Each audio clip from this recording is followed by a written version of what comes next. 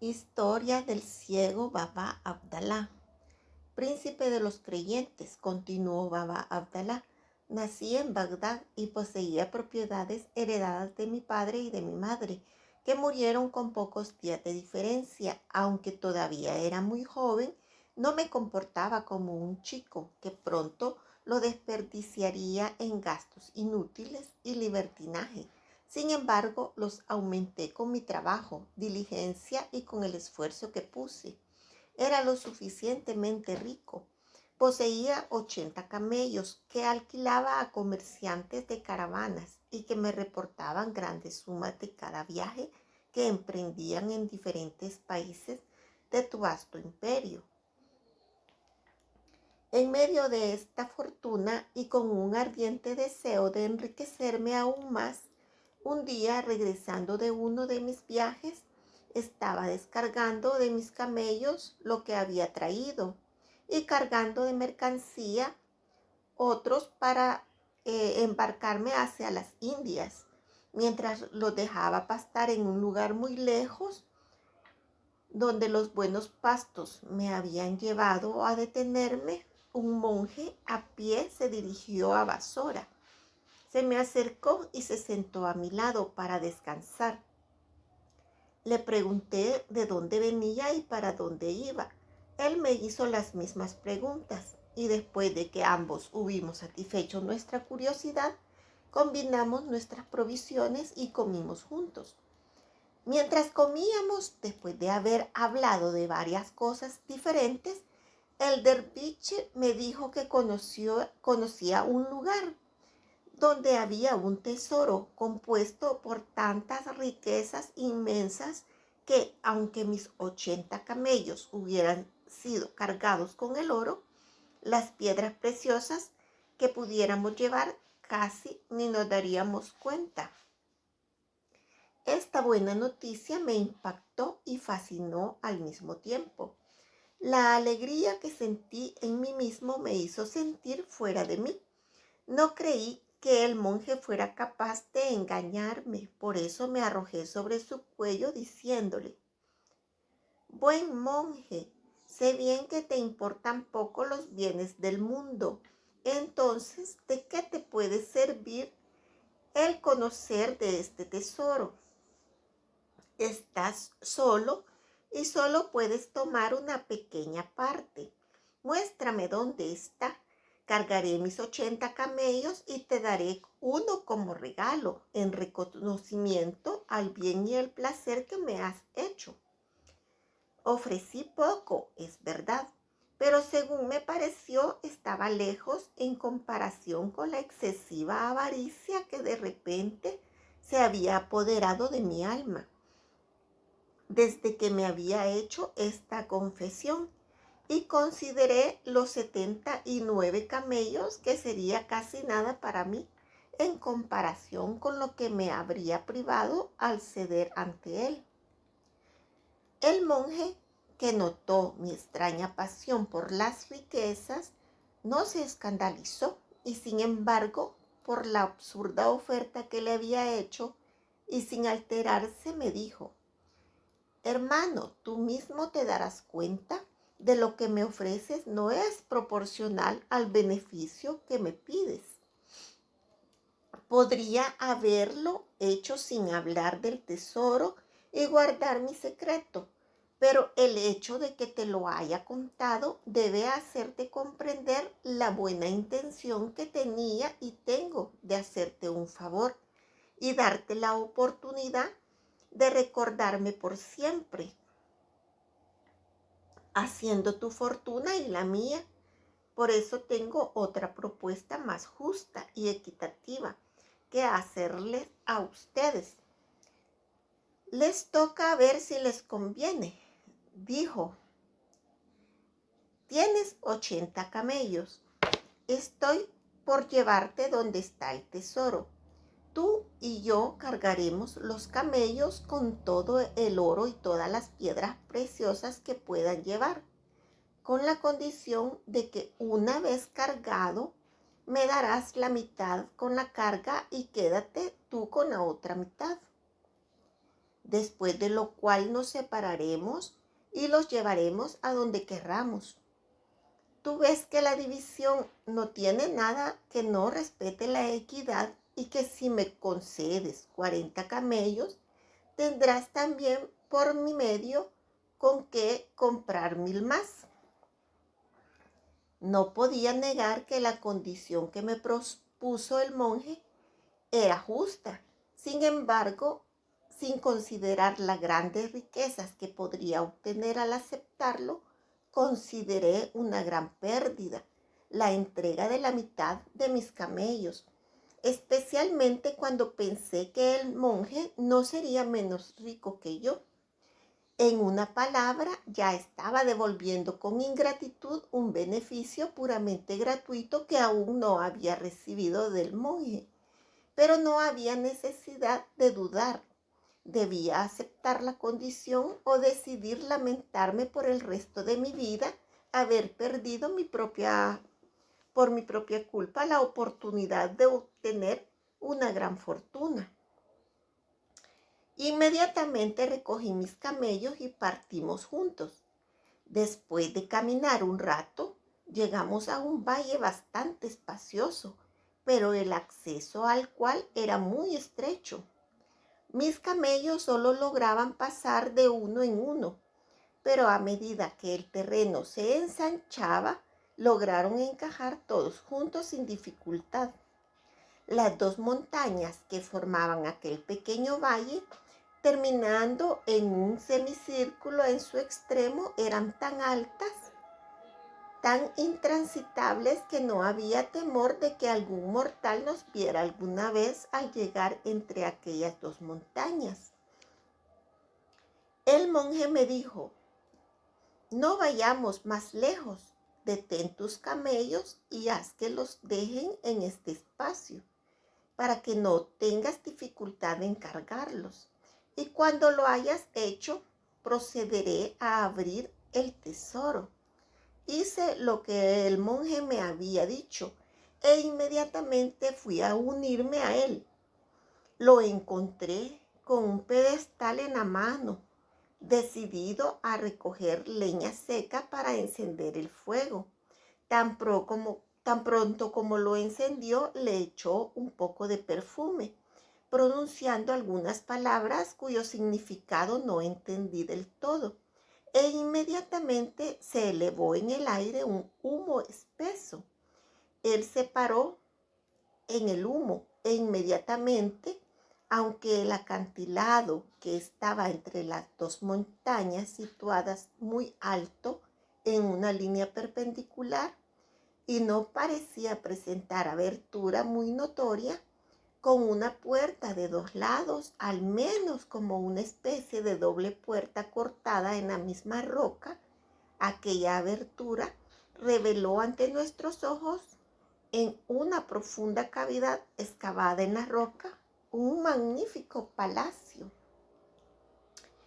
obra de genios más que de hombres. De hecho, parecía imposible que los hombres pudieran siquiera imaginársela. Era sorprendente. Príncipe de los creyentes, hago esta observación a vuestra majestad porque no pensé en eso en ese momento. Ni siquiera admiraba las infinitas riquezas que veía por todos lados, y sin detenerme a observar la sobriedad que se había mantenido en la disposición de tantos tesoros, mientras el águila se abalanza sobre su presa, me arrojé sobre el primer montón de monedas de oro que se presentó frente a mí y comencé a poner en una bolsa, que ya tengo cuantas juzgué que podría llevar. Algunas bolsas eran grandes y con mucho gusto las habría llenado todas, pero era necesario proporcionarlas a la fuerza de los camellos. El monje hizo lo mismo, pero me di cuenta de que él prefería las piedras preciosas a las monedas de oro. Finalmente terminamos de llenar todas nuestras bolsas y las cargamos en los camellos. Solo quedaba cerrar el tesoro e irse. Antes de partir, el monje volvió al tesoro y ya que estaba allí, entre varios grandes jarrones de oro de todas clases y forma y otros materiales preciosos, observé que del interior de uno de estos jarrones agarró una cajita de madera desconocida para mí y que la ponía en su seno, después de haberme mostrado que contenía solo una especie de un ungüento, y cerró el tesoro. El monje realizó la misma ceremonia que había hecho para abrirlo, y después de haber pronunciado ciertas palabras mágicas, el tesoro se cerró y la roca parecía tan compacta como antes. Luego dividimos entre nosotros los camellos que levantamos con sus cargas. Me puse a la cabeza de los 40 que me había reservado y el monje se puso a la cabeza de los demás que le había dado. Salimos en una fila por donde habíamos entrado en el valle y continuamos juntos hasta la carretera principal, donde tuvimos que separarnos. El monje parecía continuar su viaje hacia Basora y yo para regresar a Bandar. Para agradecerle tan grande beneficio, utilicé los términos más eficaces y que mejor no podía expresarle mi agradecimiento por haberme preferido a mí a cualquier otro mortal, haciendo partícipe de tantas riquezas. Nos abrazamos con mucha alegría y después de despedirnos cada uno tomó su propio camino. Apenas había dado unos pasos para alcanzar a mis camellos,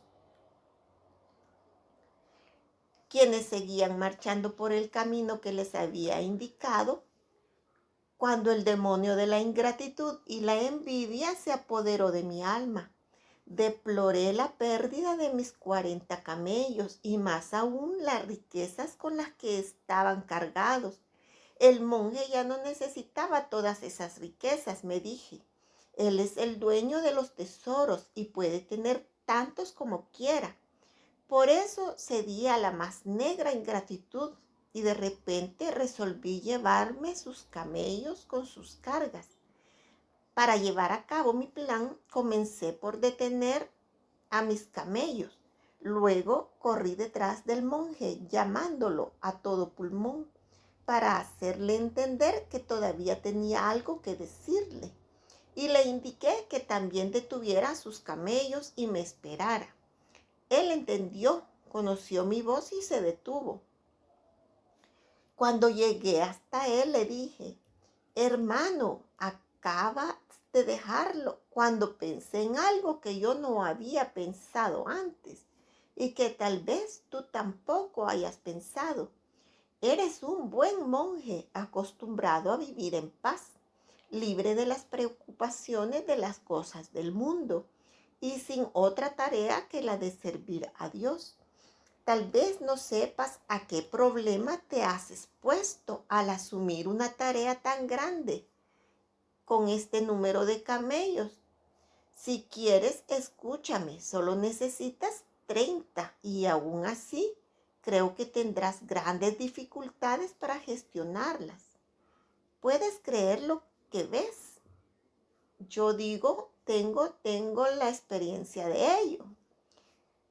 Creo que tienes razón, respondió el monje, que se veía en una situación preocupante, por lo que me dijo: elige pues los 10 camellos que quieras llevar contigo y ve con la ayuda de Dios. Elegí los 10 camellos y después de haberle dado la vuelta, los puse en marcha para que fueran a igualar los míos. No pensé que podría convencer al monje con tanta facilidad. Este hecho aumentó mi codicia y me vanagloriaba de no tener mayor dificultad para conseguir 10 más. De hecho, en lugar de agradecerle el rico regalo que me había hecho, le dije nuevamente: Hermano, por el interés que traigo a tu tranquilidad, no puedo decidir separarme de ti sin antes rogarte que consideres una vez más lo difícil que es, especialmente para un hombre como tú, no acostumbrado a este trabajo, conducir 30 camellos cargados.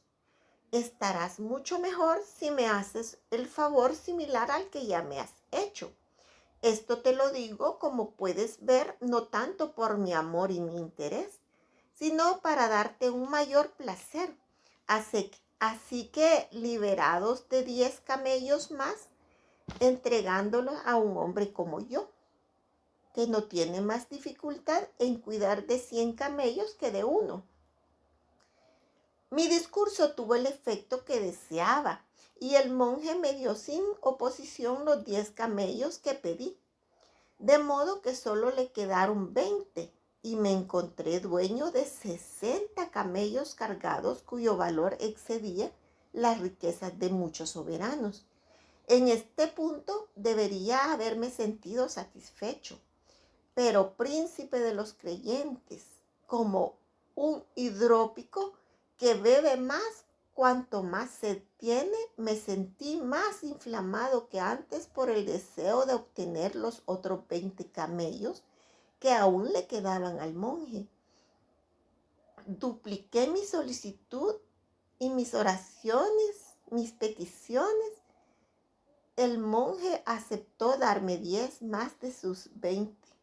Se rindió de buena gana, y en cuanto a los otros 10 que le quedaban, lo abracé, lo besé y le di muchas caricias, rogándole que no me las negara y así completara la gratitud que le tendría para siempre, que él me llenaba de alegría al decirme que estaba de acuerdo. Aprovecha, hermano, añadió, y recuerda que Dios puede quitarnos nuestras riquezas tal como nos las da, si no las utilizamos para ayudar a los pobres, a los que quiere dejar en la pobreza, precisamente para darle a los ricos la oportunidad de merecer, gracias a su limosna, una recompensa mayor en el otro mundo. Mi ceguera era tal que no estaba en condiciones de aprovechar tan saludable consejo. No me conformé con verme en posesión de mis 80 camellos y saber que estaban cargados con un tesoro inestimable, que me haría el más rico de los hombres. Se me ocurrió que la cajita de ungüento que el monje se había apoderado y me había mostrado podía ser algo más precioso. El lugar donde lo llevaba guardado el monje, me dije, y el cuidado que tuvo para recuperarlo me hicieron creer que contenía algo misterioso. Esto me hizo querer conseguirlo. Acababa de terminar de abrazarlo y despedirme cuando, volviéndome hacia él, le dije, por cierto, ¿qué quieres hacer con esa cajita de ungüento? Me parece tan poco importante. Añadí que no tiene sentido quedártelo para ti. Por favor, dámelo. De hecho, un monje como tú, que ha renunciado a la vanidad del mundo, no necesita ungüentos. Dios le había aconsejado que me negara esa caja, pero incluso si el monje hubiera querido hacerlo, ya no estaba en mis cabales. Yo era más fuerte que él y muy decidido a arrebatarle por la fuerza, de manera que para mí, completa satisfacción, no se pudo decir que se llevara consigo la más mínima parte del tesoro. A pesar del gran agradecimiento que le debía, lejos de negarlo, el monje inmediatamente la tomó de su pecho y me la entregó con la mayor gracia del mundo y me dijo, aquí, hermano, aquí la tienes. No quiero que esta caja te dé motivos de descontento. Si puedo ayudar a hacer algo más por ti, solo tienes que pedírmelo. Estoy dispuesto a complacerte. Cuando tuve la caja en mis manos, la abrí y mirando el ungüento le dije: ya que eres tan lleno de buena voluntad y continúas haciendo favores, por favor dime para qué uso específico está destinado este ungüento. Su efecto es sorprendente y maravilloso, respondió el monje. Si aplicas un poco de este ungüento alrededor del ojo izquierdo y sobre el párpado, hará aparecer ante tus ojos todos los tesoros que se esconden en las entrañas de la tierra. Pero si lo aplicas en el ojo derecho, te dejará ciego. Yo quería experimentar personalmente este efecto maravilloso. Y le dije: toma la caja. Y entregándosela, le dije: aplica tú mismo un poco de ungüento en mi ojo izquierdo. Eres más práctico que yo. Tengo muchas ganas de experimentar algo que me parece increíble. El monje accedió a hacerme este favor. Me hizo cerrar el ojo izquierdo y me aplicó el ungüento. Cuando lo hizo, abrí los ojos y descubrí que me había dicho la verdad. De hecho, vi infinidad de tesoros llenos de riquezas tan prodigiosas y tan variedad que me sería imposible describirlas exactamente una por una. Pero como me obligaban a mantener el ojo derecho cerrado con la mano y esta posición me cansaba, le pedía al monje que me aplicara un poco de ungüento alrededor del otro ojo también. Estoy listo a hacerlo, me dijo, pero te advierto que si lo aplicas en el ojo derecho, quedarás ciego. Esa es la virtud del ungüento. Lejos de convencerme de que el monje me decía la verdad, imaginé en cambio que había algún otro misterio que quería ocultarme. Hermano, continuó, sonriendo, entiendo bien que quieras dármela. A ver, no es natural que este ungüento tenga dos efectos como este, uno frente al otro. Sin embargo, las cosas son como te digo, respondió el monje, llamando a Dios como testigo, y debes confiar en mi palabra. De hecho, no soy capaz de ocultar la verdad. No quería confiar en la palabra del monje que me hablaba como hombre de honor. El deseo incontenible de contemplar a mi gusto todos los tesoros de la tierra y tal vez disfrutar de ellos cuando quisiera me llevó a no escuchar sus quejas, a no convencerme de algo que sin embargo era demasiado cierto, como lo experimenté casi inmediatamente para mi desgracia. Como estaba, imaginaba que si este ungüento aplicado en el ojo izquierdo tenía la virtud de hacerme ver todos los tesoros de la tierra, aplicado en el derecho tal vez tuviera la virtud de ponerlos a mi disposición, y con esa idea persistí en hacer que el monje él mismo me aplicara el ungüento en el ojo derecho, a lo que él se negó a hacerlo. Después de haberle hecho tanto bien, hermano, dijo, no me atrevo a hacerte tanto mal. Considera bien qué desgracia es estar privado de la vista y no me obligues a la desagradable necesidad de compadecerte por algo de lo que tendrás que arrepentirte durante el resto de tu vida. Llevé mi obstinación al extremo. Hermano, le dije con bastante firmeza, te ruego que pases por alto todas las dificultades que me causas. Muy generosamente me habéis concedido todo lo que os he pedido hasta ahora. ¿Quieres que me despida de ti, insatisfecho por algo de tan poca importancia? En nombre de Dios, concédeme este último favor. Pase lo que pase, no te culparé. La culpa recaerá únicamente en mí. El monje opuso toda la resistencia que pudo, pero viendo que estaba en condiciones de obligarlo a hacerlo, me dijo, como lo desees, absolutamente te complaceré.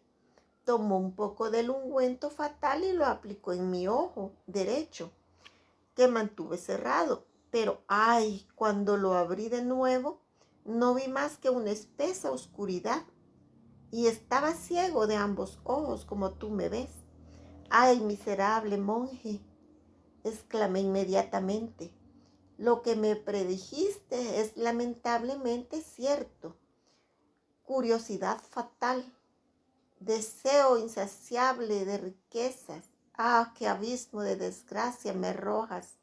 Ahora entiendo bien que me atrajeron, pero tú, querido hermano, exclamé de nuevo al monje, que eres tan caritativo y generoso entre tantos secretos maravillosos que conoces, ¿no tienes uno que pueda devolverme la vista? Desgraciado, entonces me respondió el monje, no dependía de mí si no evitabas esta desgracia, pero solo se obtiene lo que se merece, y fue la ceguera del alma la que te trajo la ceguera del cuerpo. Es cierto que conozco algunos secretos, los pudiste descubrir en el poco tiempo que estuvimos juntos, pero no conozco a nadie que pueda hacerlo por ti. El Dios había dado riquezas de las que no eras digno. Él te los ha quitado y ahora los dará por medio de mí a hombres que no sean tan ingratos como tú. El monje no me dijo nada más y yo no tuve nada que responderle. Me dejó solo, oprimido por la confusión y sumergido en un dolor insoportable que no se puede expresar. Y habiendo reunido mis 80 camellos, los condujo y continuó el viaje hasta Basora. Le rogué que no me abandonara en ese lamentable estado y que al menos me ayudara a caminar hasta la primera caravana, pero él permaneció sordo a mis oraciones y a mis gritos. Así, privado de la vista y de todo lo que poseía en el mundo, habría muerto de dolor y de hambre si al día siguiente una caravana que regresaba de Basora no me hubiera acogido caritativamente y me hubiese llevado de regreso a Bandar, de un estado que me hacía parecer a los príncipes, sino en fuerza y poder, al menos en riqueza y magnificencia, y me vi reducido a mendigo sin otros recursos. Tuve pues que decidirme a pedir limosna, y eso es lo que he hecho hasta ahora. Pero para explicar mi culpa hacia Dios me impuse al mismo tiempo el dolor de pedir y recibir una bofetada de todas las personas caritativas que se apiadan de mi miseria.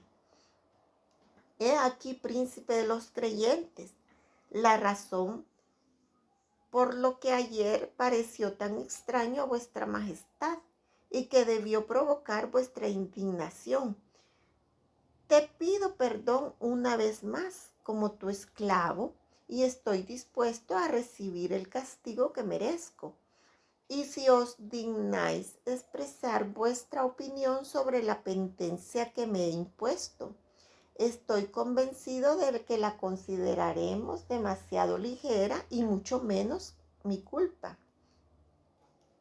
Cuando el ciego terminó su relato, el califa le dijo: Baba Abdalá, tu pecado es grave, pero alabado sea Dios por haberte hecho comprender la gravedad del mismo y por la penitencia pública que te has impuesto hasta ahora.